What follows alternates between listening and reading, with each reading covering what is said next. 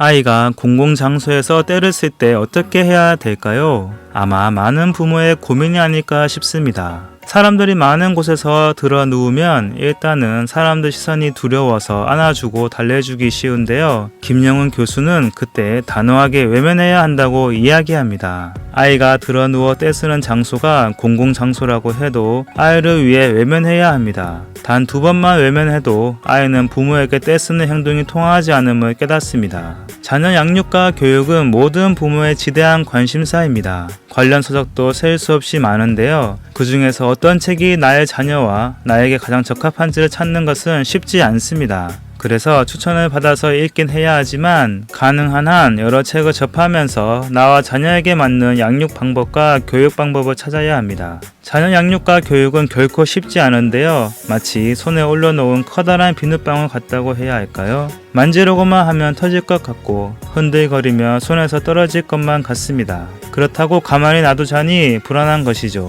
4에서 7세 두뇌 습관의 힘의 저자인 김영훈 교수는 습관을 기초 습관, 공부 습관, 건강한 생활 습관, 마음 습관 이렇게 크게 4가지로 나누고 있습니다. 4에서 7세 아이에게 필요한 것은 교과목 선행 학습이 아니라 습관 교육이라고 말합니다. 집중력, 끈기, 체력, 정리, 독서 등 좋은 습관이 몸이 배어야 아이의 학습 효과도 함께 올라간다고 강조합니다. 필요한 습관을 제때에 습득한 아이는 습관을 저장하는 동시에 성취감을 얻는 것이죠. 자존감이 높아지니 문제 행동 또한 저절로 줄어드는데요. 성취감이라는 동기부여가 단단하게 형성되어 바람직한 선택을 할 줄 알게 되고 이를 반복하게 됩니다. 또 아이의 자신감이 충족되니 어려운 문제에 부딪혔을 때도 잘 대처하고 극복해 나갑니다. 아이에게 있어 가장 기본적이면서도 가장 중요한 습관은 바로 일정한 수면 시간과 식사 시간인데요. 이와 관련하여 라이프 프로젝트에서도 다음과 같이 설명합니다. 밀레니엄 코호트 아이들 1만 명을 대상으로 한 최근의 연구는